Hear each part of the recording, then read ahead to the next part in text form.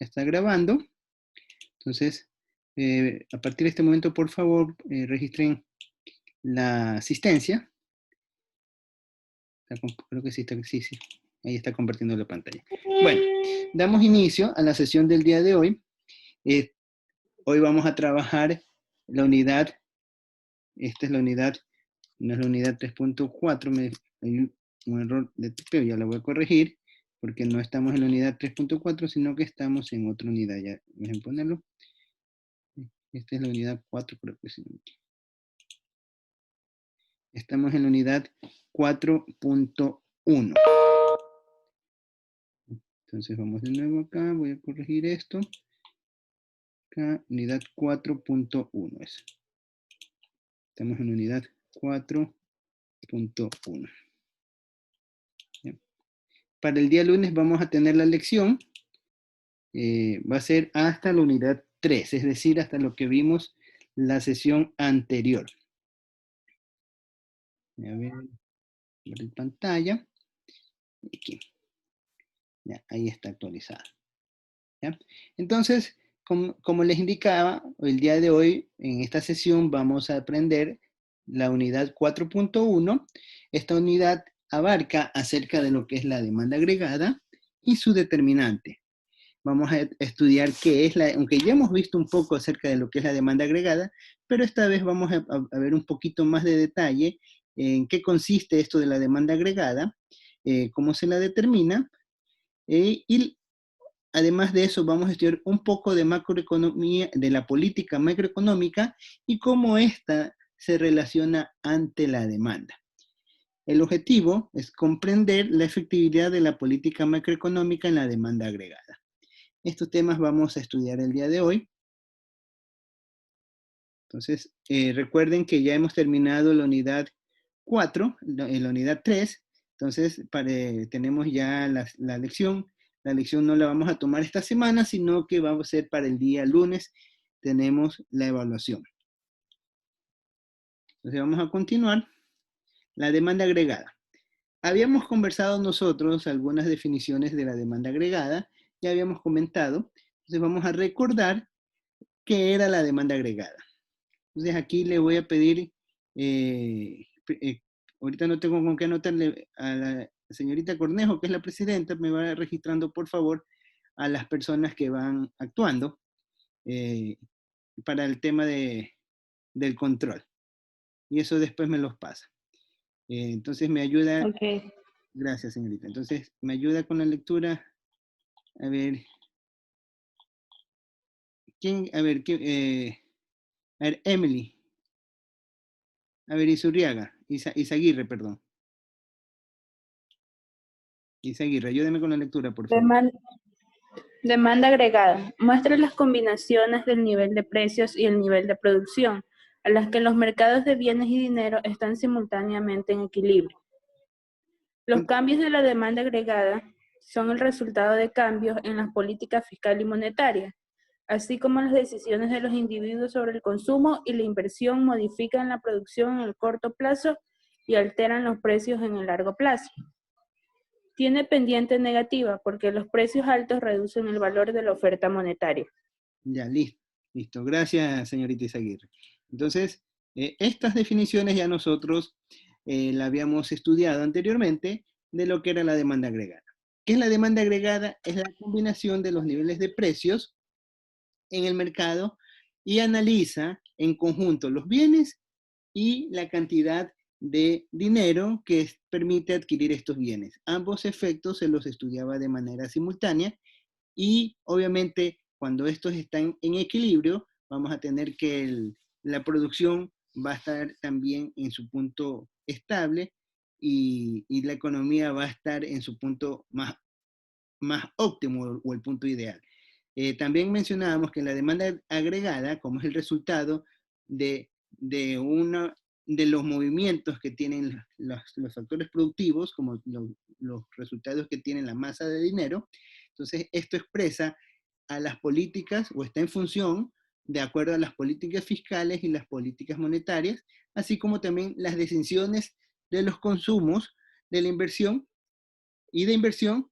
O sea, cada uno de estos rubros van a intervenir en el comportamiento de la función de demanda agregada. Y también habíamos mencionado de que tiene pendiente positiva.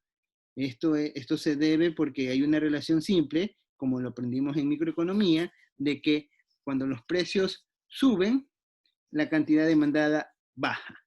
Y lo mismo, cuando la cantidad demandada se incrementa, es porque hay una reducción en los precios. Entonces, es una relación inversa entre lo que se ofrece, lo que se puede adquirir y lo que se puede comprar. Entonces, y por efectos de presentación, nosotros habíamos mencionado que la función de demanda tiene un comportamiento lineal, pero eso en realidad en la práctica no es así. Aquí vamos ya a ver un poquito más de detalle. En este concepto tenemos que la demanda agregada se muestra cómo afecta el nivel de los precios en la producción, que es básicamente lo mismo que habíamos conversado. También muestra todas las combinaciones de producción y el tipo de interés con la que el mercado de bienes se encuentra en equilibrio. Aquí prácticamente estamos ya hilando un poquito más en detalle de lo que ya habíamos especificado en sesiones anteriores para la definición de la demanda agregada. Habíamos manifestado que la función de la demanda agregada no es nada más que la producción del Producto Interno Bruto, que si ustedes querían determinar cuál era la demanda agregada del Ecuador, tenían que encontrar simplemente la función de la renta nacional y con eso podían encontrar cuál es la producción local. Entonces, sabemos por definición de que la demanda agregada va a ser el resultado del consumo. Sabemos que el consumo está determinado por la parte productiva menos lo que se tributa. Entonces, esto es lo que se va a consumir o lo que se puede consumir. Y también está relacionado por la parte de la inversión. La inversión está ligada a lo que se puede producir con la cantidad de dinero que se tiene y la relación entre el costo de oportunidad entre si invierto o decido ahorrar. Y esto sumado a la cantidad del gasto público. Entonces nosotros tenemos que la función de la demanda agregada es un compendio que se desarrolla en función del consumo, en función de la inversión y en función del gasto. Y como analizamos consumo, inversión y gasto, vamos a tener que para que haya un equilibrio en el mercado de bienes, es necesario que la producción sea igual a la demanda de bienes. Es decir, la suma del consumo, la inversión y el gasto público. Aquí lo que hemos hecho hasta este momento es recordar las definiciones que ya un poco hemos estudiado acerca del comportamiento de la demanda, cómo intervienen cada uno de los factores en los sistemas productivos para obtener la ecuación de la demanda. Este bosquejo que ustedes están observando es la representación de la función de la demanda agregada. Está como ustedes lo aprendieron en micro, es una relación entre lo que se produce y las cantidades que se pueden consumir. Precio y cantidad es una relación inversa. Tenemos que a medida que el precio aumenta, las cantidades van a disminuir o al contrario, si el precio se disminuye, las cantidades demandadas van a aumentar. Pero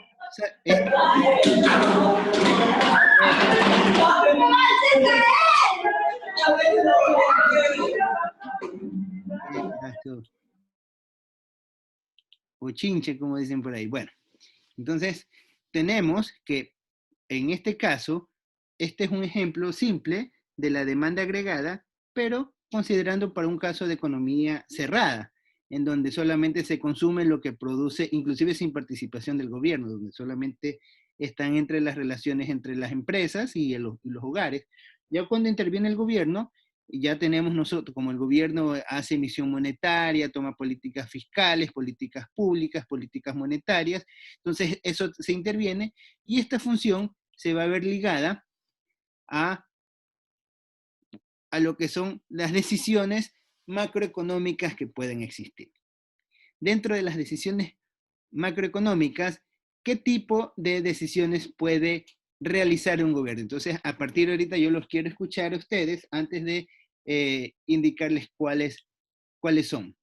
Entonces, alzando la mano me van indicando, o yo hago la consulta aleatoriamente, cuáles son las políticas macroeconómicas que puede realizar un gobierno. ¿Qué tipo de acciones puede realizar un gobierno? A ver, con Evelyn Naranjo.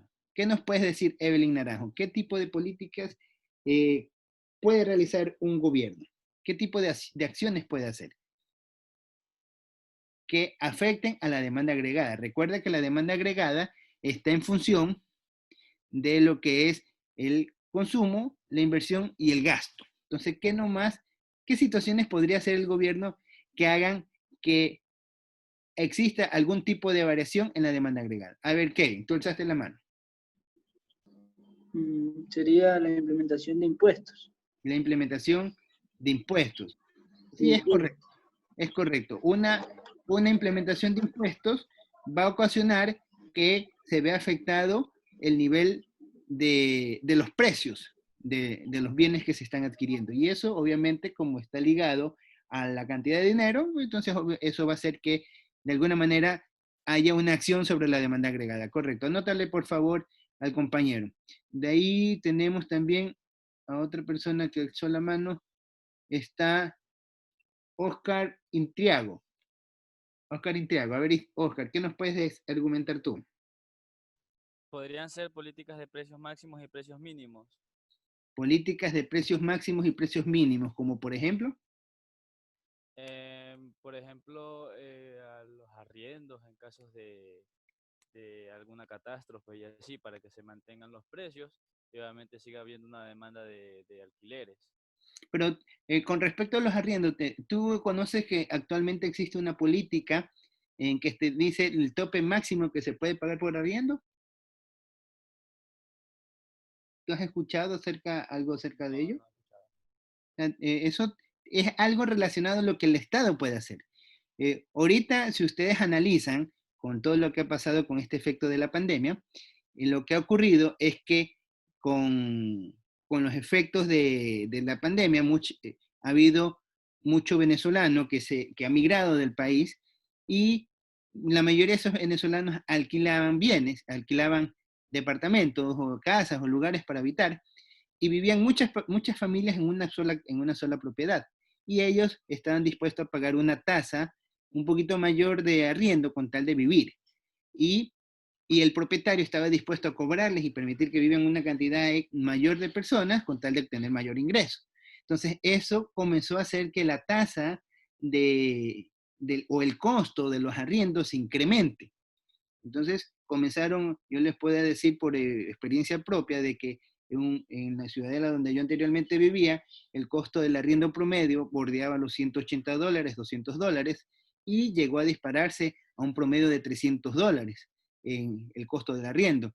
Pero con esta situación de la pandemia en que todo se complicó, el trabajo se estancó, la economía se ha contraído, tenemos algunos escenarios, más bien, sin que el gobierno intervenga, lo que ha ocurrido es que los arriendos se han venido hacia abajo, han decaído los costos de los arriendos. ¿Por qué?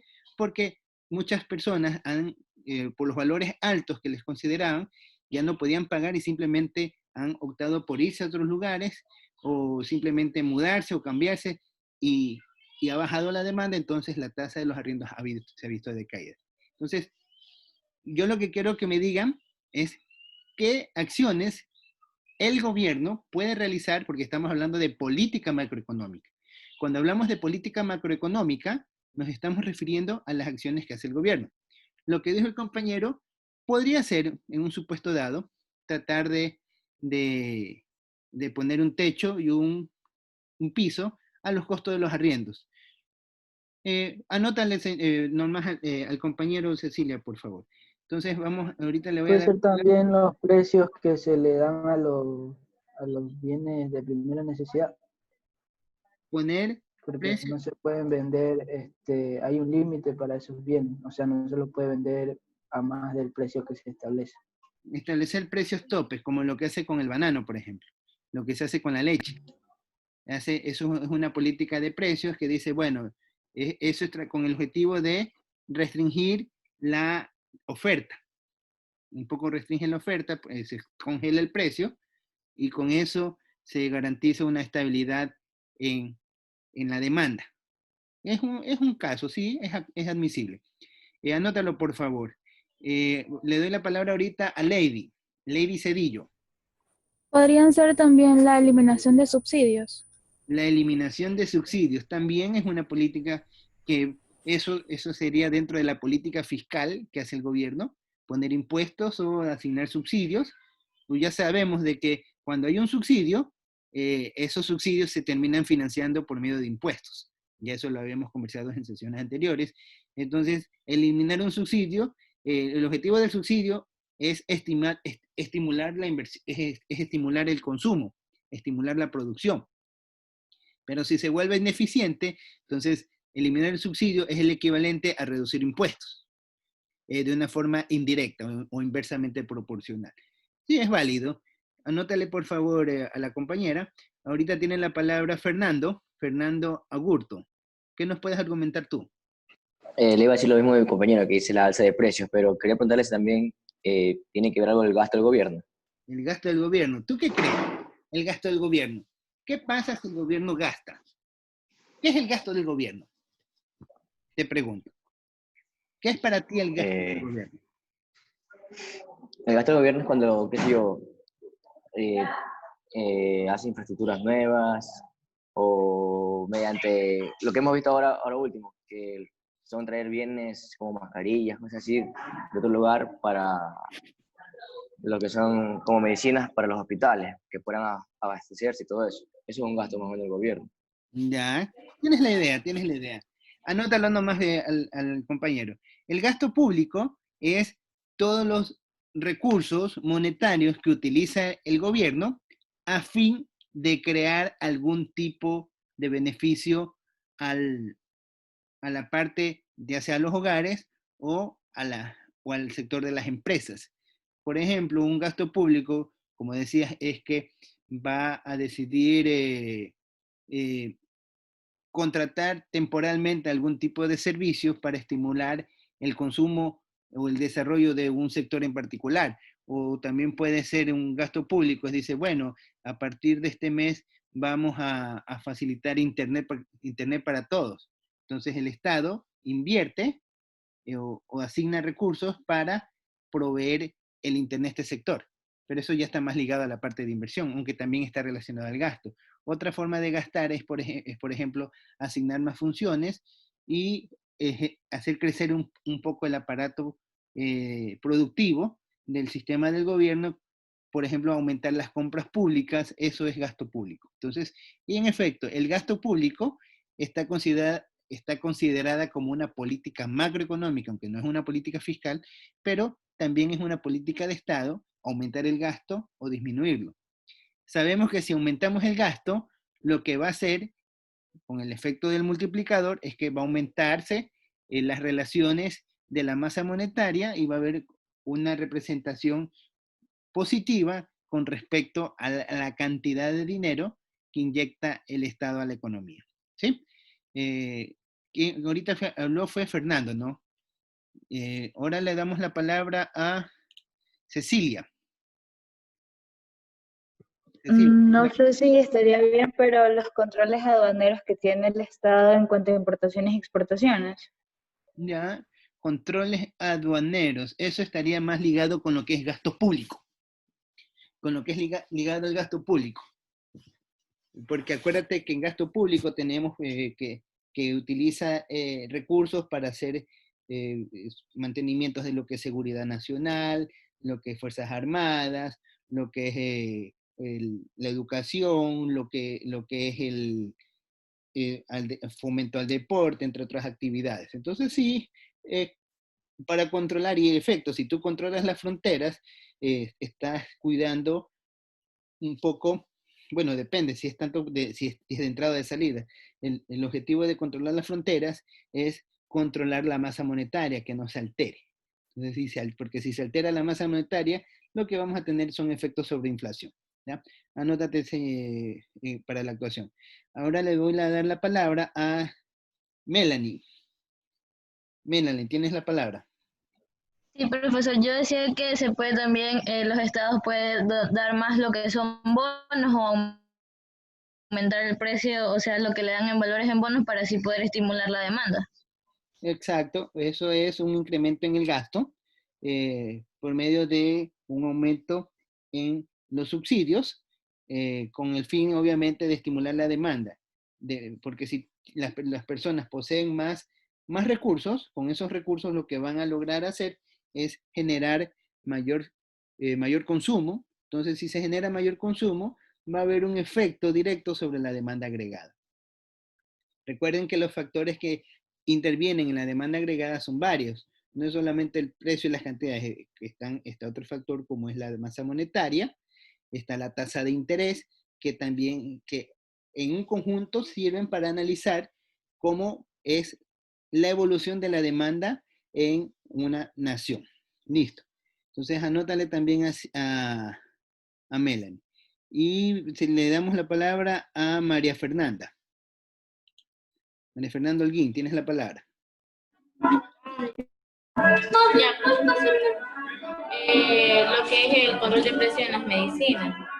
Ponerle, perdón. Sería el control de precio en las medicinas, en la venta o distribución de medicinas, como que es de las farmacias y clínicas. Y tenía lo de las tasas de aranceles, cuando te suben, y lo del IVA. Tú nos has mencionado tres cosas. La una es un control de precios en medicamentos. Nos has dicho un control lo mismo que nos decía la señorita Cornejo, un control de los valores que se van a importar, los aranceles, y mencionabas también un cambio en el IVA, o reducir el IVA. Bueno, en sí, todo eso son actividades. No, o sea, cuando aumentan el IVA, un año aumentaron el IVA por supuestamente beneficio de una provincia. Ajá. Exactamente. Eso de ahí esos son acciones que hace el gobierno a fin de estimular o mover o cambiar la forma o el comportamiento de la demanda agregada. ¿Ya? Sí, está correcto. Anótale también y le vamos a dar la atención a Félix. No sé si estaría correcto, pero también podría ser la reducción de tasas de interés en los bancos públicos, para así estimular los préstamos y que la gente empiece a consumir más. También, efectivamente, esa política de control de las tasas, aunque en el Ecuador es muy pobre, en realidad esto aquí no existe una verdadera política, no existe política monetaria como tal. Ya habíamos mencionado por qué, porque no tenemos moneda, y las relaciones de las tasas de interés que se controlan con los bancos en realidad es muy efímera. Ustedes, si se ponen a comparar los niveles productivos que tienen los distintos países solamente en Latinoamérica, ustedes van a encontrar que en el continente americano, el país en donde los bancos o el sistema financiero obtiene mayor ganancia es el Ecuador. Está cercano el spread bancario, que es lo que gana, está cerca del 8%, que en términos de volumen monetario, por el número de transacciones que realizan, estamos hablando de una cantidad muy considerable de dinero que cuesta o que se lleva el sistema financiero, y obviamente eso restringe a la demanda agregada.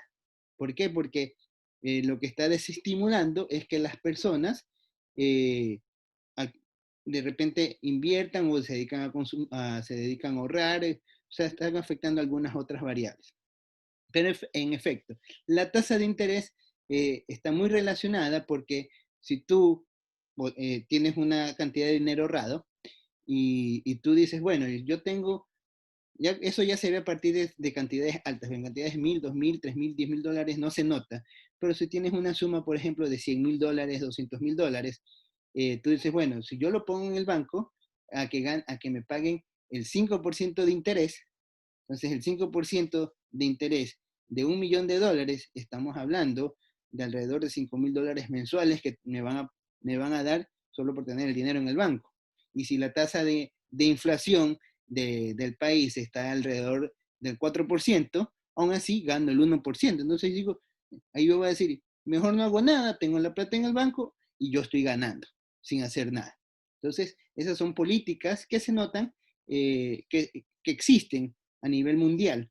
Pero para el caso de Ecuador es un poco utópico hablar de eso, porque en realidad la gran masa monetaria está representada por pequeños volúmenes, y los que poseen el volumen más representativo son aquellos que poseen el control del sistema financiero y no van a ajustar la tasa para que ellos obtengan una menor ganancia. Eso es una deducción lógica que se puede aplicar. Pero en efecto, la tasa de interés es un compendio que se analiza. Correcto. ¿Alguna otra participación? ¿Alguien más que quiera indicar qué entiende por política macroeconómica o cómo puede ser la relación que existe entre la política macroeconómica y la relación que existe con la demanda agregada? Profe, tiene que algo que ver más o menos los sueldos. Los sueldos de salario básico y los salarios de los vitalicios. Ya, Tiene que ver más o menos eso, ¿no? Ya, los sueldos de los salarios básicos, obviamente, si tú subes los salarios, ¿qué va a ocurrir? Si subes los salarios, el volumen. Vaya a haber mayor demanda en los bienes y servicios. Entonces, si va a haber un aumento de la demanda, va a haber un aumento de la masa monetaria. Como hay un aumento en la masa monetaria, entonces obviamente va a haber un desarrollo de la oferta, de la demanda agregada. Entonces, obviamente, si hay un incremento del salario, va a pasar eso. Ahorita, ustedes se pueden dar cuenta que todas las políticas que está haciendo el gobierno son de carácter restrictivas. El gobierno, ¿qué ha hecho? Aumentar impuestos. De una u otra manera ha aumentado impuestos. ¿Qué más ha hecho? Lo que ha hecho es ha disminuido el sueldo de todas las... Profe, una pregunta. Dígame. Tengo una duda acerca de los alquileres como usted está hablando. Por ejemplo, en este momento de pandemia, supuestamente el gobierno favoreció a los arrendatarios en lo que son alquileres de locales para locales de comida o locales así, no como de casa ya. Entonces, sin ocupar el local, la persona que arrienda tiene que pagar los 3 meses que no utilizó. Entonces, ahí no sería una política en que el gobierno está favoreciendo a una sola persona para que le ingrese dinero a él. Bueno, allí un poco para cubrir tu inquietud, primero, el gobierno respeta la propiedad privada. Entonces, y cuando hay un contrato, ya sea para vivienda o sea para uso comercial, hay un acuerdo entre las partes. Y ese acuerdo entre las partes se lo formaliza a través de un contrato. Con el contrato hay términos en los cuales ambas partes dan por aceptado a través de una firma. Entonces, lo más seguro que en el momento que se hicieron esos contratos, nunca se previó qué pasara si llegase a haber una pandemia. Entonces, ninguna de las dos partes tenía una cláusula que lo defendiese ante esta situación. Entonces, es simple, para el dueño del bien que está arrendando, que se dé en arrendamiento, dice, tú tienes que pagarme, uses o no uses. Eso es un costo fijo tuyo. Si tú vendes o no vendes, cuestión tuya. Entonces el otro dice, no, pues yo cómo te voy a pagar si no estoy vendiendo, está todo congelado, no puedo salir, no puedo comerciar, no puedo hacer nada. Entonces... Una duda, el contrato es válido cuando esté notificado, ¿verdad? Ante la notaría, ¿o no?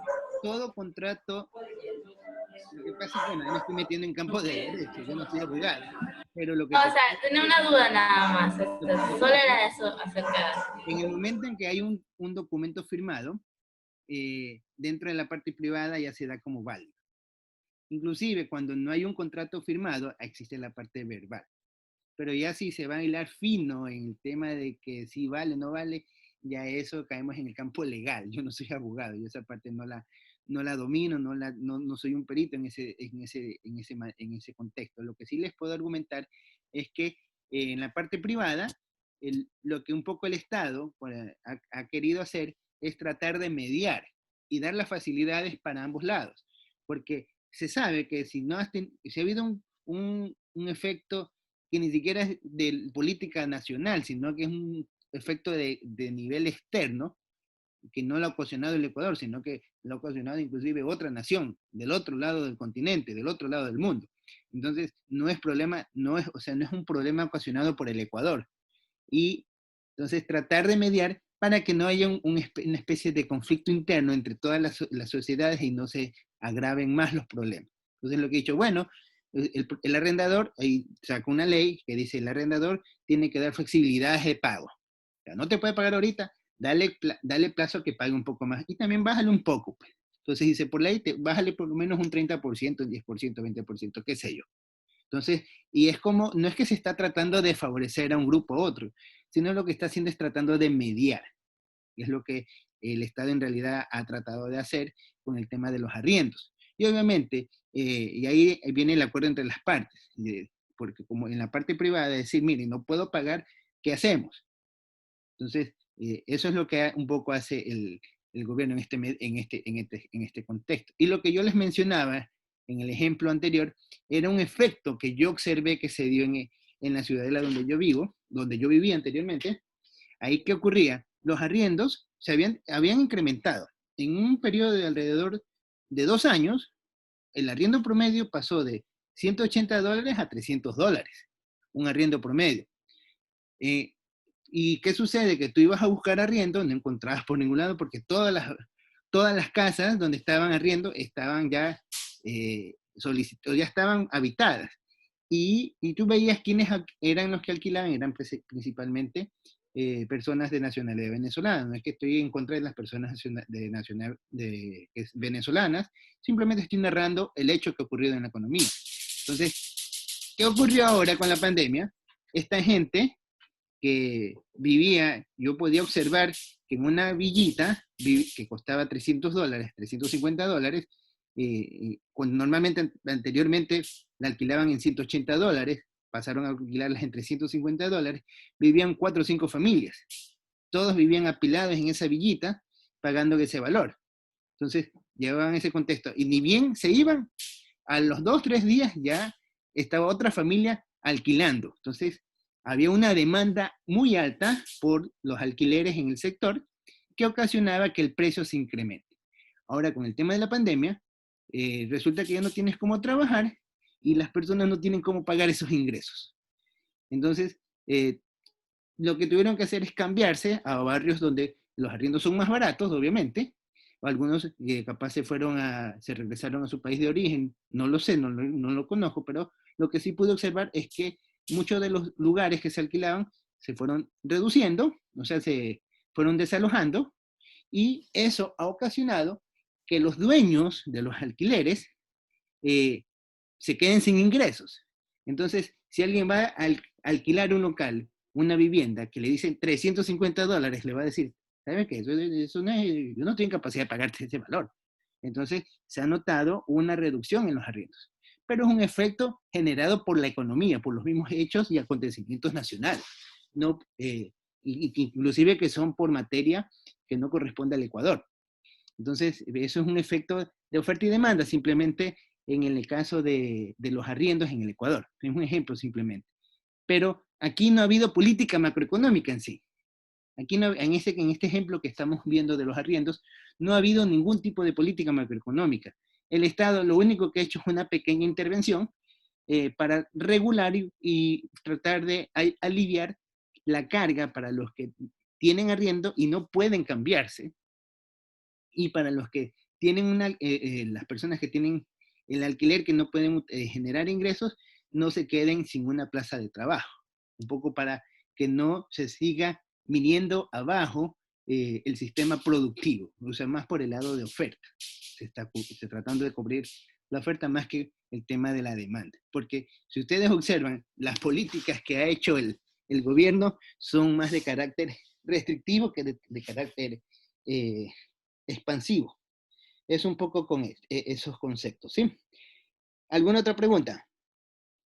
¿O algún otro criterio? Ahorita estoy estamos haciendo una pequeña sesión de dinámica, un poco donde el objetivo de esta parte es que ustedes saquen sus dudas, saquen sus opiniones, saquen sus criterios, socializar ideas y ir puliendo definiciones. ¿Alguna otra intervención? ¿Alguna otra persona que desee comentar? ¿Sí le ha notado, señorita Cecilia, los compañeros que han actuado? Sí, mister. Sí, ya, perfecto. Entonces, bueno, si no hay más participaciones, vamos a continuar. Entonces, cuando hablamos nosotros de política macroeconómica, ya habíamos mencionado que el Estado tiene algunos aspectos para hacer política. Tiene política monetaria, tiene política financiera, tiene política fiscal, entre otros. Entonces, cuando hablamos de la política macroeconómica y la demanda agregada, podemos tener dentro de las políticas algún tipo de comportamiento que haga una variación en el gasto público. Por ejemplo, en esta época de pandemia, el gobierno lo que ha priorizado, bueno, yo no diría que ha priorizado, sino que de alguna manera se ha visto obligado a hacer enfocar el gasto público en temas relacionados a tratar de cubrir de alguna medida por la presión existente las necesidades generadas por el efecto sanitario. Entonces, eso es a manera de ejemplo. Ya se nos va a terminar el tiempo, nos queda menos de un minuto. Entonces, nos desconectamos y nos volvemos a conectar para que esto no quede a medio detalle esta participación. ¿Ya? Entonces nos conectamos, nos desconectamos y nos volvemos a conectar inmediatamente.